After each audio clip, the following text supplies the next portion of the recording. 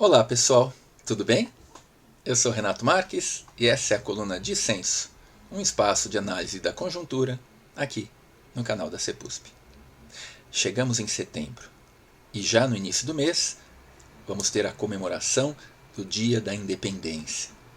A bem da verdade, o brasileiro nunca foi muito chegado às suas datas cívicas. Em outros tempos, nesse momento, neste feriado, a grande preocupação das pessoas era lotar o automóvel, ir em direção à praia para poder pegar e aproveitar o feriadão. Ou aqueles que não teriam essa possibilidade, trazer os amigos e os familiares para dentro de casa a fim de pegar e comer um bom churrasco.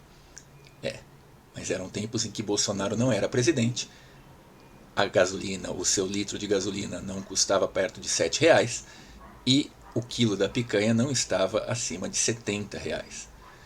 Desta vez, a história vai ter que ser um pouco diferente.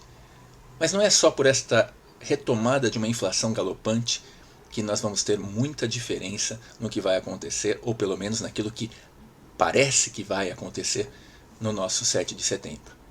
A bem da verdade, já há algumas semanas nós estamos sendo, vamos dizer assim, atacados por uma série de informações, muitas delas contraditórias, a respeito de movimentações que partem dos seguidores do presidente Jair Bolsonaro, dos setores mais conservadores da chamada extrema-direita brasileira, a respeito do que virá a acontecer, de quais as manifestações que serão feitas na data de 7 de setembro. Você que acompanha a coluna há mais tempo sabe que nós já dedicamos diversos vídeos mostrando como o extremismo dos seguidores do presidente Jair Bolsonaro tende a colocar a democracia em risco. Agora, o que todos têm discutido, os segmentos mais influentes da sociedade, desde o judiciário, passando pelo legislativo, a grande imprensa, o que tem se discutido demais nesses últimos tempos é que em nenhum momento da trajetória de Bolsonaro no poder, em nenhum momento houve uma ameaça tão séria, tão grave à democracia como esta que parece que está se formando para as chamadas manifestações do 7 de setembro. A nossa análise vai tentar esmiuçar alguns dos porquês desta manifestação, desse tipo de manifestação acontecer exatamente neste momento. E quais são os verdadeiros riscos que isso pode trazer para a nossa democracia. Primeiro vamos entender o que está se passando. Na verdade, o presidente Jair Bolsonaro, como nós já mostramos em vídeo anterior, desde que começou a defender a tese, hoje totalmente derrubada, do voto impresso, procurou mostrar para os seus seguidores, para a sua claque, que o Supremo Tribunal Federal e o Legislativo têm lhe perseguido. E fundamentalmente, inspirado no que o seu grande mestre do hemisfério norte, Donald Trump, fez com os seus seguidores, com os seguidores de Trump lá nos Estados Unidos, procurou dizer que se porventura as eleições que vão acontecer no ano que vem, se elas não tiverem o voto impresso, seria um sinal claro de fraude. Numa tentativa bastante rasa de antecipar um golpe de Estado na iminência de perder a eleição. Bolsonaro joga para sua plateia de ensandecidos, pessoas que não enxergam absolutamente nada mais a não ser a palavra do seu mito. Essa tentativa de manipulação dessas pessoas, ela começou a se frustrar na medida em que o Congresso Nacional impediu terminantemente o retorno do voto impresso. Bolsonaro, apesar de dizer às pessoas próximas que aceitaria o resultado da decisão de um poder soberano como o legislativo, resolveu continuar batendo na mesma tecla. E agravou ainda mais essa situação, quando, na enésima tentativa de jogar o seu público contra os poderes que não são o dele, ou seja, que não são o Executivo Federal, o que ele fez? Passou a contestar, aliás, intensificou uma já antiga contestação a respeito do Supremo Tribunal Federal e também do Tribunal Superior Eleitoral. Duas esferas de poder judiciário, que têm investigado de forma bastante intensa uma série de questionamentos a respeito da lisura do governo Bolsonaro e mesmo da campanha eleitoral para que Bolsonaro tivesse chegado à presidência. No meio dessa situação, ele manipula o seu público, tentando dizer a essas pessoas que aquilo que ele representa, que é um risco à democracia, na medida em que ele está incentivando que essas pessoas ataquem outras instituições, na realidade viria a ocorrer apenas como forma de defesa, de uma pseudo-defesa da democracia, a qual, na sua visão autoritária, ele é o único representante. Na realidade, esse tipo de manifestação é uma demonstração de enorme fraqueza, de fragilidade de Jair Bolsonaro, que se vê cada vez mais acuado. Acuado por quê? Por uma conjunção de fatores. Um que salta aos olhos é que as pesquisas eleitorais e as pesquisas de desempenho do seu governo têm demonstrado uma queda brutal da sua aprovação. Bolsonaro já há muitos meses que, por uma série de fatores os quais nós vamos citar aqui, por uma série de fatores, Bolsonaro tem demonstrado que vem perdendo apoio em uma parte significativa da população. Os únicos que continuam fiéis até o fim são aquele espectro ideológico da extrema-direita.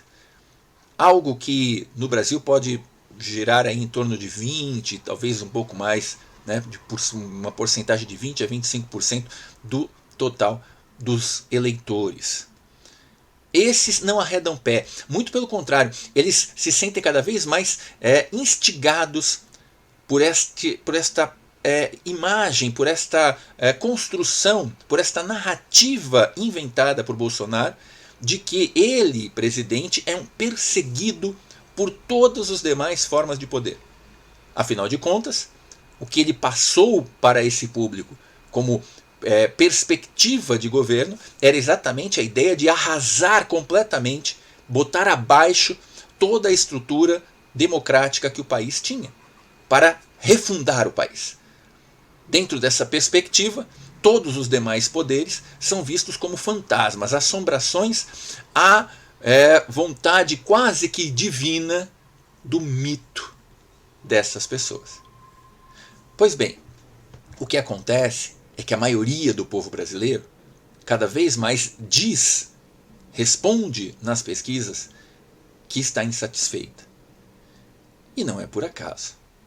Vamos lembrar que o governo Bolsonaro conduziu da pior maneira possível aquilo que seria o momento fundamental da necessidade de termos um líder, uma liderança, um estadista, que era o enfrentamento à pandemia, e que graças à sua inépcia, e como a CPI da Covid tem mostrado, graças muito a uma série de atos de corrupção dentro do governo, nós atrasamos o processo de vacinação e temos um número lastimável de mais de 580 mil mortos por Covid agora no início de setembro. Mas não é só isso. Diversos outros problemas têm aparecido já há bastante tempo. O descaso com o meio ambiente, que mostra como parte substancial da Amazônia está em risco de desaparecer para sempre. O descaso em relação às populações indígenas, os quais têm sido perseguidos e estão sendo atacados ferozmente por garimpeiros e outros, tudo nas barbas do governo, com incentivo inclusive do governo. Casos de corrupção, como o do ministro Ricardo Salles, que foi pego aí, certo, apoiando a venda ilegal de madeira, e outras situações, outras circunstâncias bastante desalentadoras, fundamentalmente do ponto de vista da economia. Nós estamos vivendo uma retomada absurda da inflação. Os índices de medição mostram que neste exato momento, nos últimos 12 meses, nós já temos uma inflação acima de 8%. E a expectativa é de que fechemos o ano de 2021 com um número próximo a 9,3% de inflação em um ano. É algo extremamente assustador. Esses números são vistos, né, no dia a dia das pessoas, nos mercados, como eu citei, no dia a dia nos postos de gasolina, quando você tem aí a gasolina em alguns estados ultrapassando a faixa de R$7 o litro. E todos sabem o quanto o preço dos combustíveis, os aumentos nos preços dos combustíveis impacta em toda a cadeia produtiva do país. Vamos lembrar que em vários estados o botijão de gás já ultrapassou a faixa de R$100. R$100 para se cozinhar, o que tem feito com que uma parcela significativa da população esteja sendo obrigada a cozinhar a lenha. Inclusive, acontecendo diversos acidentes devido a isso. A situação dessa explosão de preços, por exemplo, do ponto de vista dos combustíveis, é responsabilidade exclusiva do presidente da República e da sua condução econômica em relação à Petrobras. Sim, porque para agradar aos interesses dos investidores, os quais na maioria deles são do estrangeiro, investidores de bolsas de valores de fora do Brasil, investidores que eu quero dizer são o quê? Aqueles que detêm ações da Petrobras, os grandes, os mega investidores da Petrobras, para que eles não tenham prejuízo, o que faz o governo? Deixa os preços livres e o preço do combustível aqui no Brasil acompanha o preço, a alta de preço fora do país. A falta de uma ação incisiva do Estado, do governo, que é um dos acionistas e que poderia sim exercer um processo de controle de preços, faz com que a população fique completamente à deriva. E como eu disse, isso vai impactando em toda a cadeia. O que nós vemos então? 5 quilos de arroz a mais de R$40, feijão caríssimo, leite, derivados, tudo, uma explosão inflacionária. E isso impactando na vida das pessoas. E isso, lembrando, em um país em que o seu governo, através do Ministério da Economia, não consegue debelar a temática do desemprego.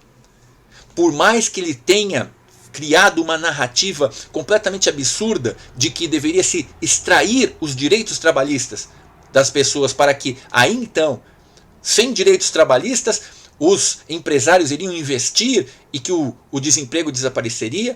E a bem da verdade, nós continuamos, segundo os dados oficiais, nós continuamos com mais de 14 milhões, quase 15 milhões de desempregados. Para piorar essa história, o Brasil, que tinha conseguido, pela primeira vez na história, tinha conseguido em 2014 tirar o país do mapa da fome. Ou seja, depois de um sucesso de anos de governo que conseguiu diminuir a temática da fome, nós saímos do mapa da fome e, lamentavelmente, retornamos de forma incisiva. Hoje, os dados mostram que nós temos mais de 19 milhões de brasileiros que passam fome diariamente. E os estudos também mostram que cerca de 125 milhões de brasileiros vivem em estado de insegurança alimentar.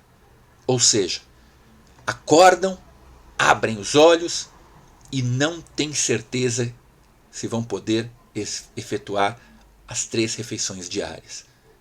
Esse tipo de situação, obviamente, agrava de forma sobremaneira a percepção que as pessoas têm em relação ao seu futuro e, principalmente, cada vez mais os brasileiros estão entendendo quem é o responsável por esta circunstância dramática a qual eles estão inseridos.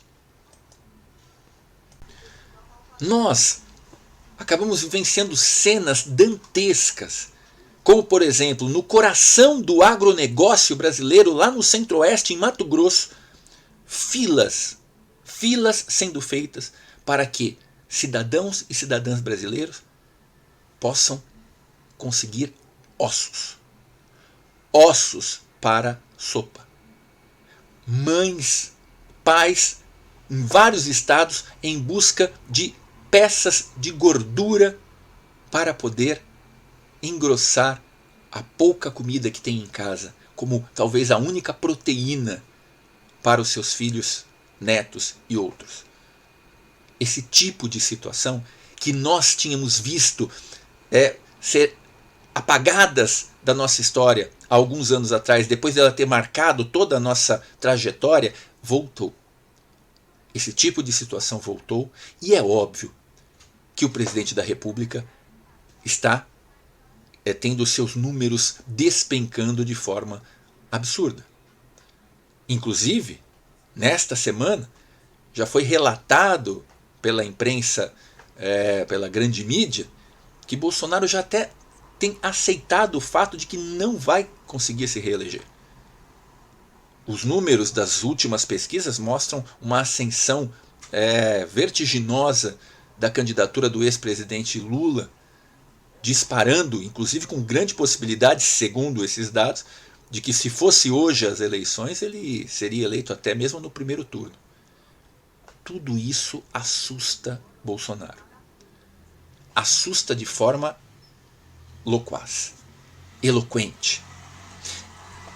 Então ele começa a apelar para o que lhe resta, para o que lhe resta de força, que é exatamente a manipulação de um discurso ideológico. Quem acompanha o governo Bolsonaro percebe que ele é um governante de poucas ações, muito discurso e principalmente muita vitimização. É impressionante a gente perceber que Bolsonaro nunca é responsável por nada. Primeiro a culpa era do PT. Depois a culpa passa a ser dos governadores e dos prefeitos. Ah, sim, a culpa é sempre do Supremo Tribunal Federal que não deixa ele governar. É fantástico a gente perceber isso. A culpa é da pandemia, a culpa é dos outros, é daquele, é do outro. Nunca ele toma as rédeas do seu governo. Porque a única expectativa que ele tem é exatamente preparar terreno para, acreditando em uma fidelidade canina de 20, 25% do eleitorado, de que ele estará no segundo turno. E aí vai tentar apelar mais uma vez para aquela conversa de que do outro lado está a corrupção e que ele é limpo, bababi, bababá, bababá. Gente, esse tipo de situação aumentou em muito a tensão às vésperas do 7 de setembro. Por quê? Porque Bolsonaro também manipula uma outra situação, uma outra circunstância. Ele manipula a ideia de que quando o Supremo Tribunal Federal faz as investigações que a Constituição lhe permite fazer, e quando eles percebem, em inquéritos que foram abertos, e alguns inclusive propostos pela Polícia Federal, e ele atua contra, por exemplo, os fabricantes de notícias falsas, os quais cercam o presidente Jair Bolsonaro, quando o Supremo atua constitucionalmente, Bolsonaro diz que está havendo uma perseguição à liberdade de expressão.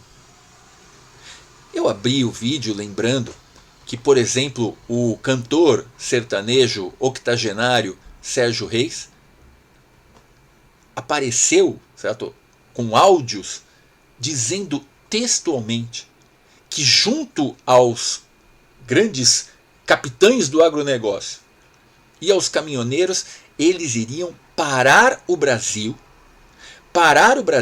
se, prestem bem atenção, se o Congresso Nacional não aprovasse o voto impresso e não fizesse o impeachment dos ministros do Supremo. Ou seja, o que quer o bolsonarismo? Quer derrubar um poder constituído, um poder constitucionalmente constituído, para que Bolsonaro governe sozinho, de forma autoritária. Pois bem, Sérgio Reis foi pego com a boca na botija, como se dizia no passado, e depois recuou. Como, aliás, costumam fazer todos os bolsonaristas. Ameaçam, ameaçam, ameaçam e quando aparece a justiça, recuam. Mas a bem da verdade o que acontece é que esse discurso continua aparecendo. Eles continuam insuflando, inclusive com ameaças físicas, de que vão invadir o Congresso, de que vão invadir o Supremo e tirar na marra os poderes que de alguma maneira travam a possibilidade de Bolsonaro se transformar em um ditador com plenos poderes. Prestem atenção na gravidade desse fato. Não há absolutamente nenhuma compatibilidade entre você dizer que defende a liberdade de expressão, sendo que essa liberdade de expressão é, na realidade, uma ameaça à democracia.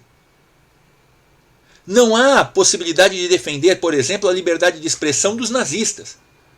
Não há possibilidade, não há compatibilidade entre alguém, por exemplo, ser racista e dizer é apenas a minha liberdade de expressão.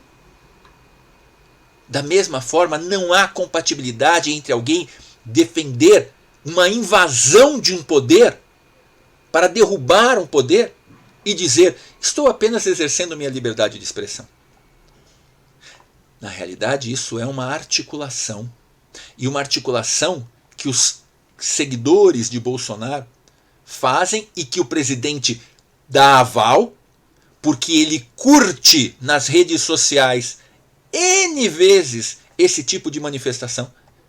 E quando ele o faz, é exatamente um incentivo para os seus seguidores tomarem aí